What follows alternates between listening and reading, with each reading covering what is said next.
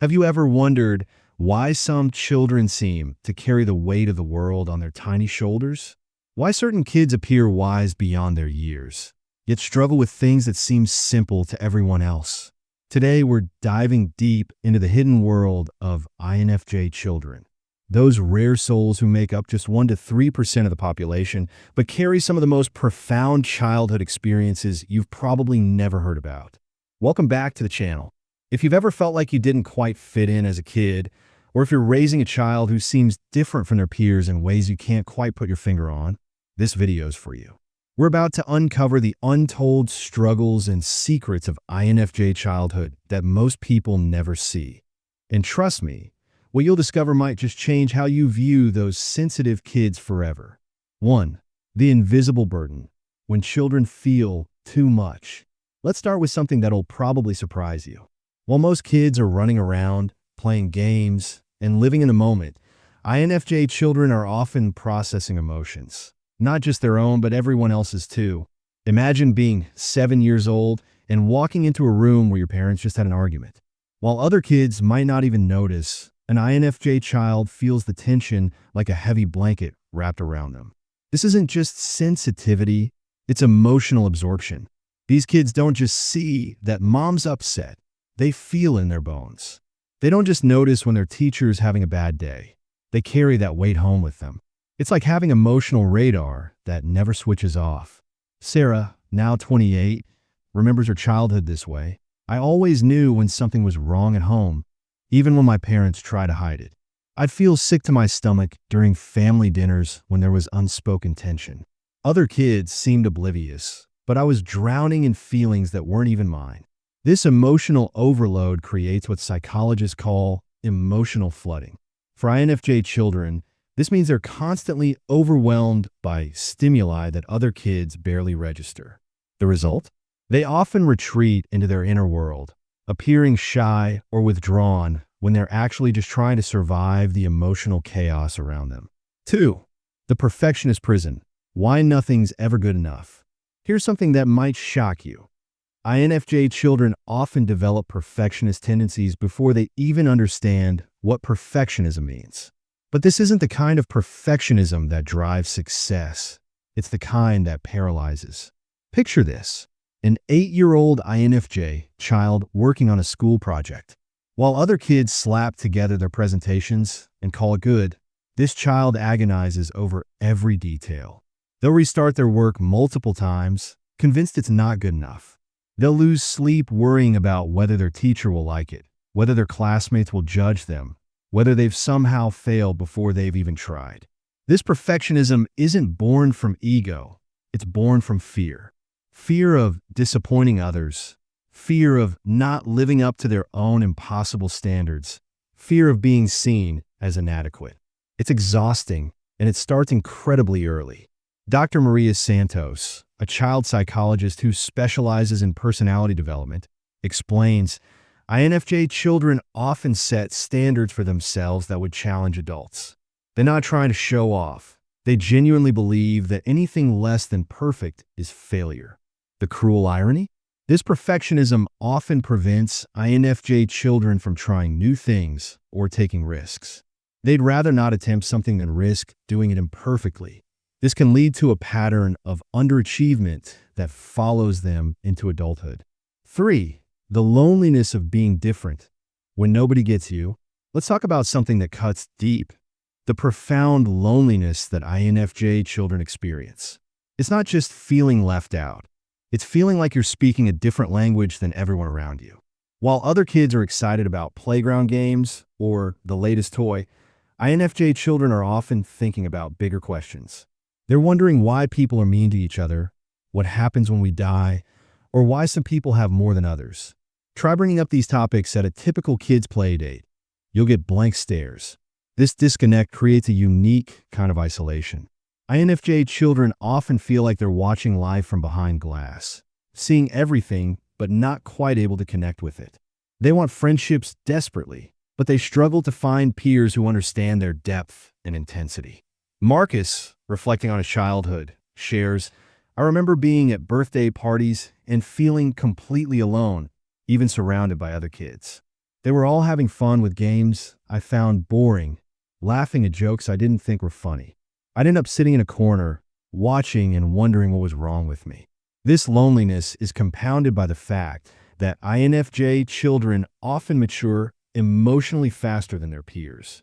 They're ready for deeper connections and meaningful conversations, while their age mates are still figuring out basic social rules. The result? They often feel more comfortable with adults or much older children, which can further isolate them from their peer group. 4. The weight of others' expectations, born to please. Here's where things get really complex. INFJ children have an almost supernatural ability to read what others want from them, and then they spend their childhood trying to deliver it.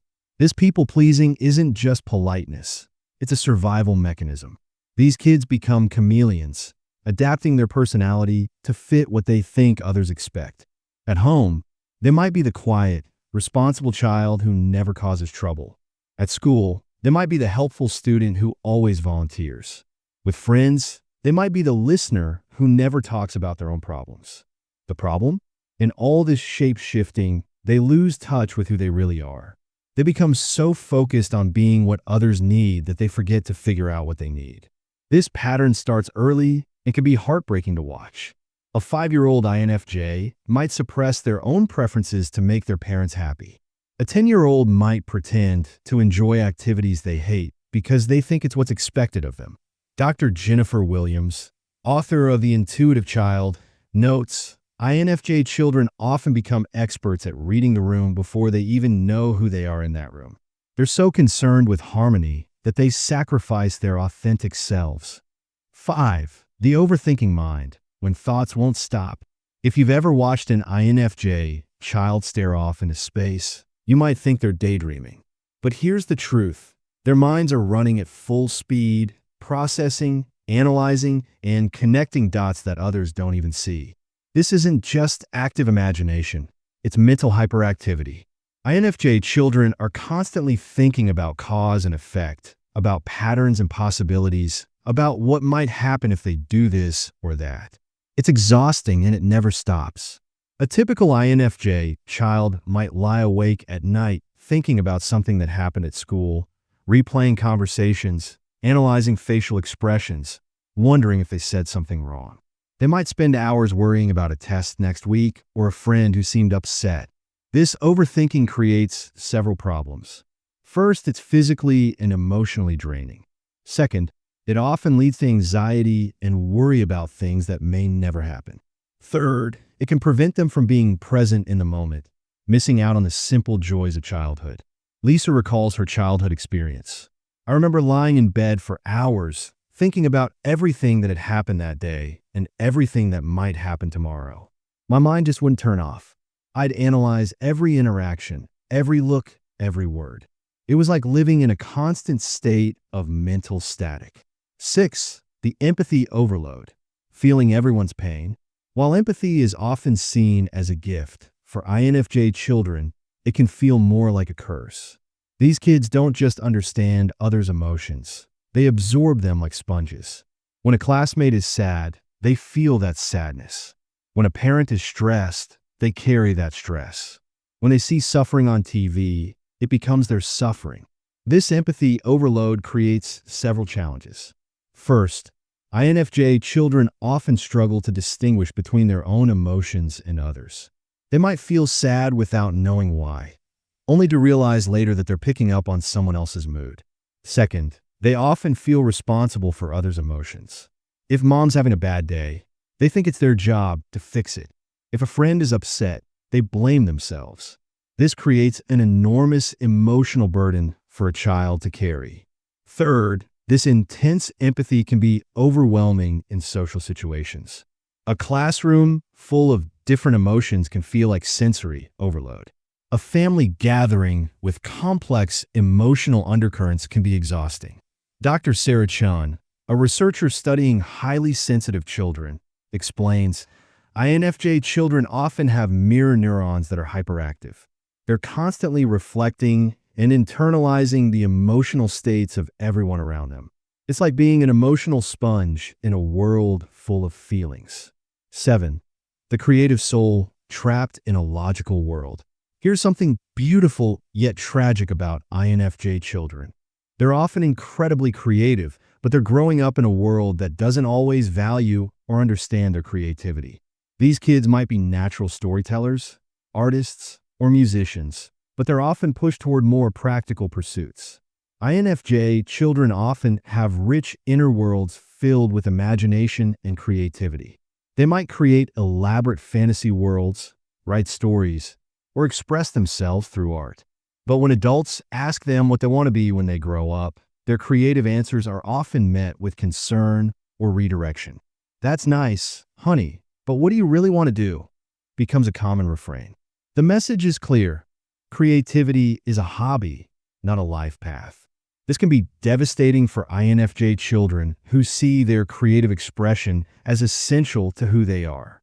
Alex, now a successful graphic designer, remembers, "I was always drawing and creating stories, but every adult in my life seemed worried about my impractical interests.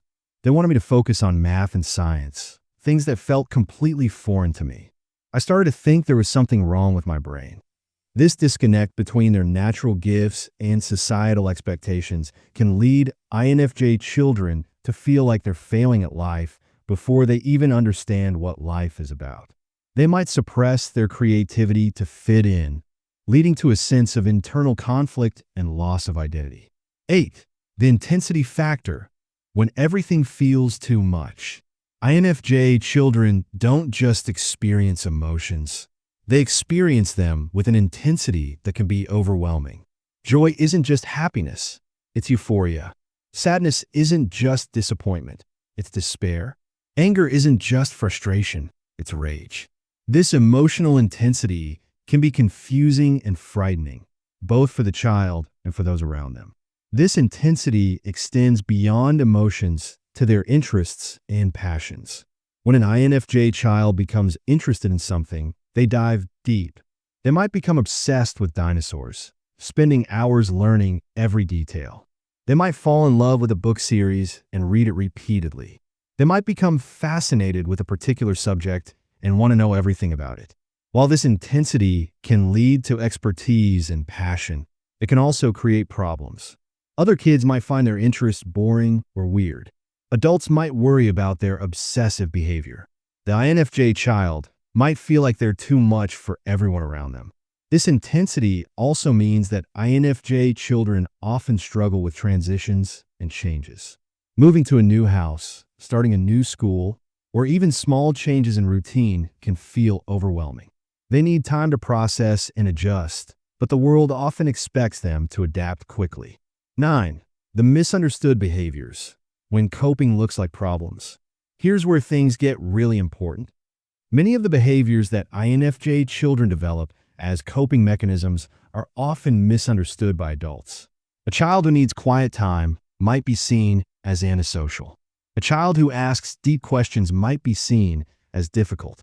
A child who struggles with change might be seen as inflexible.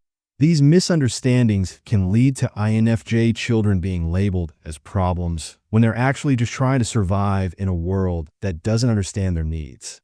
They might be pushed into social situations that overwhelm them, forced to participate in activities that drain them, or criticized for being too sensitive. The irony is that these so-called problem behaviors are often signs of intelligence and depth. The child who needs alone time is learning to manage their energy. The child who asks complex questions is trying to understand the world. The child who struggles with change is processing deeply. Dr. Michael Rodriguez, a child development specialist, notes, "We often pathologize behaviors in INFJ children that are actually healthy coping mechanisms. We need to understand that these children have different needs, not wrong needs." 10. The academic struggle. When smart doesn't mean easy, you might think that INFJ children, with their depth and insight, would excel in school. But the reality is often more complicated. While they might be intellectually gifted, the traditional education system often doesn't play to their strengths. INFJ children often prefer to learn deeply rather than broadly. They want to understand the why behind everything, not just memorize facts. They thrive on meaningful connections and struggle with subjects that seem pointless or superficial. Traditional classroom environments can also be overwhelming for INFJ children. The constant noise, social interaction, and stimulation can be exhausting. They might struggle to focus not because they have attention problems, but because they're processing too much information. Additionally, INFJ children often struggle with the social aspects of school. They might have difficulty making friends, feel overwhelmed by group activities, or struggle with the competitive nature of many classroom environments. Emma, now a teacher herself, recalls, "I was a straight A student, but school was torture for me. I understood the material easily, but the environment was so overwhelming. I'd come home exhausted every day, needing hours of quiet time to recover." 11. The family dynamics. When home doesn't feel safe. Family relationships can be particularly complex for INFJ children. Their intense empathy means they absorb all the family's emotional dynamics. They might become the family peacemaker, the one who tries to smooth over conflicts and keep everyone happy. This role can be exhausting and inappropriate for a child. They might feel responsible for their parents' marriage, their siblings' problems, or the family's overall happiness. They might suppress their own needs to maintain family harmony. INFJ children are also often the family's emotional barometer. They pick up on tensions, secrets, and unspoken problems. They might know about adult issues that they're too young to understand or handle. In families where emotions aren't discussed openly, INFJ children can feel particularly isolated. They're feeling everything but have no way to process or understand what they're experiencing. 12. The identity crisis. Who am I really?